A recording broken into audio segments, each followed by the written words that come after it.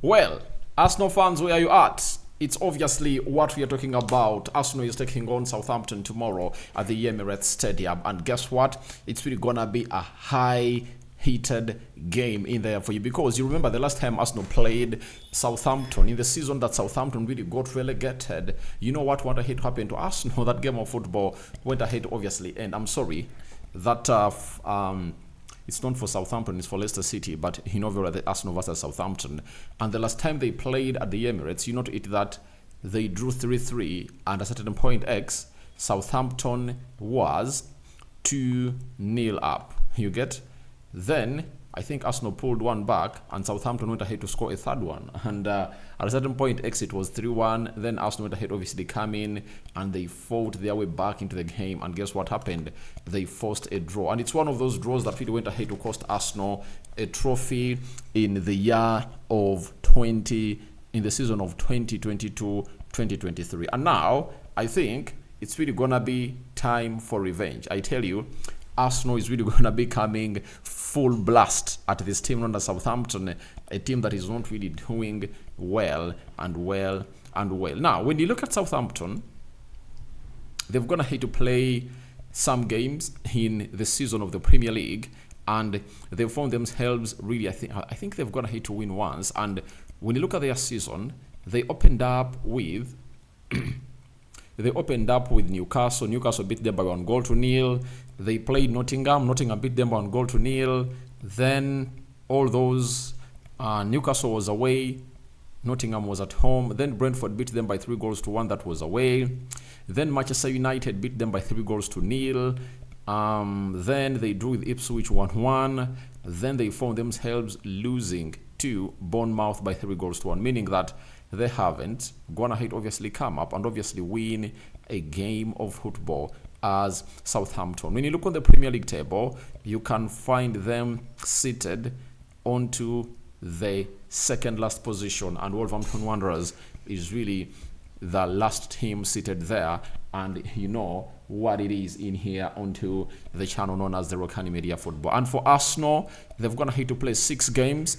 They've won 4, and they've gone ahead to draw 2 games. And the only draws were against Man City and Brighton in a game where they suffered a red card of Declan Rice. A red card that, if it never really came into action, you know what would have gone ahead to happen. Arsenal would have gone ahead to win that game comfortably. But when the red card was given to the guy, it obviously went ahead to obviously affect the play of Arsenal. So let's get into the team news. But before you get to the team news, remember, we are powered by Mono Gadgets. And Mono Gadgets are dealers in brand new phones and brand new laptops. You know that very well. And they also deal in used phones and used laptops. If at all you really want to see to it that all goes on as well when it comes to gadgets, call them on +256 70 99 88 665, and that is Mono Gadgets for you. And that will really be something huge and better into the mix. So, when we look at Arsenal, they are not having Odegaard. Zinchenko is still out. Ben White and Julian Timber doubtful, but the manager told us that he needs obviously assess them to see to it that all really goes on as planned and well. You get Kieran Tierney not yet back. I think those are the players that Arsenal is really gonna be without. You understand? But all I want to let you know is simple, that the club of Arsenal is really having a good squad that can obviously go ahead and obviously kill off this game of a side called Southampton. You get? And Southampton has some injuries, and they are as follows. Jack Stephens went ahead obviously injure himself. Get injured in the game they lost to Bournemouth by 3-1. I think it was on Monday. Then Gavin Bazoun is another one who is really out. Khaled Deman Suleiman is also out with an ankle injury. Will Smallbone is having a thigh injury. But the most important bit of it, or the highlight of the day, is that the former Arsenal goalkeeper is going to be facing his former side, and that is Arsenal. That is the goalkeeper known as Aaron Ramsdale. You know him very well. and he's now a goalkeeper of Southampton. He's going to be playing against Arsenal for the very first time ever since he really left the club of Arsenal. So we want to see what levels can he really come and revenge, and see to it that he find himself in a position of not really letting these goals in at the side of Arsenal. So that is it, and let's obviously get into the probable starting 11 for the club of Arsenal. Arsenal in the midweek beat PSG by 2-0, and they are really going to be cruising. And for Kai Havertz, there is a start that he set, obviously state all a record that is set to match, and I know he's really going to match it. It reads that in 5 consecutive games, he has gone hit to score. The last player that scored in 5 consecutive games for Arsenal was Pierre-Emerick Aubameyang in 2019. And when you look at Kai Havertz, he scored against PSG. He scored against the team they played over the weekend, Leicester City. He scored in the midweek. You remember that game very well, when they are playing in the Carabao Cup. Then he found himself scoring a goal. There is a team they had played the other weekend, and I think he was on target. You remember that very well. So he's on fire, and he's really putting in the record shift altogether. Now, in goal, obviously, it's going to be David Raya, right?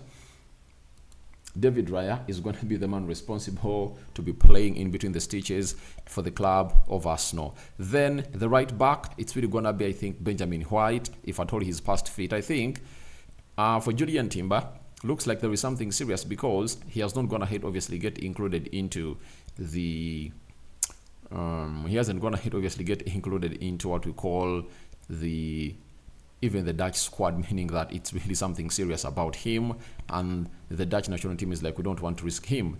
Left back, all we know to it that it's going to be the man himself, known as Carafiori. Ricardo Carafiori is going to be the main man, obviously, coming through and put in the required shift altogether for the club of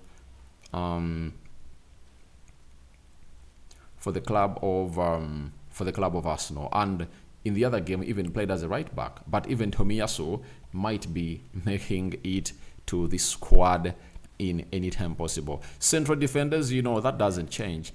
It's all about Saliba and a player known as Gabriel Magalhaes. But if at all Benjamin White and Julian Timber plus Tomiyasu, none of those is fit, we can see Carafiori being played as a right back, and Jakub Kiwior coming in through to be played as a left back into the mix. Now, we go to the midfield. I believe a change is going to be made this time round. He has not gone ahead to start very many games for Arsenal this season, but I believe with other players going to the international break and them playing Southampton, I think this guy is really going to get a nod into the midfield. I believe that Jorginho is going to be given a go into that midfield to obviously play against Southampton, because he needs obviously get in he needs obviously to come in through and really get in the best of the best into that midfield, and he can really win that midfield battle.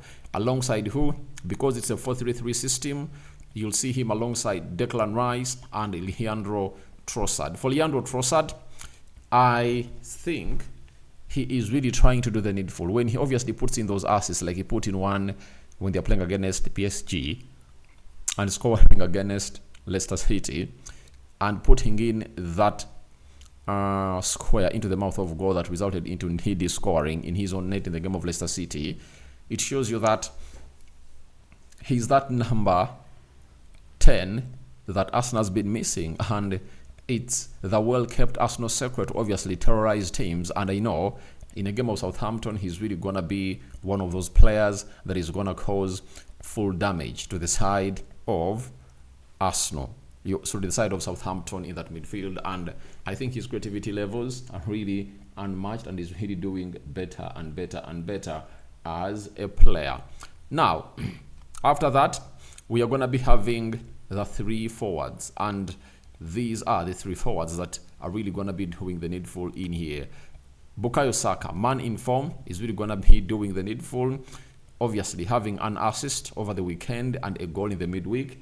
that is something great for a Bukayo Saka as a player, and I know he's really going to be coming in here to obviously get a goal and an assist, because I see him really doing a lot than that he did last season. That's why I tell you, these players of Arsenal are really very focused, and if you rule them off the trophy, then this might not be meant for you. You understand?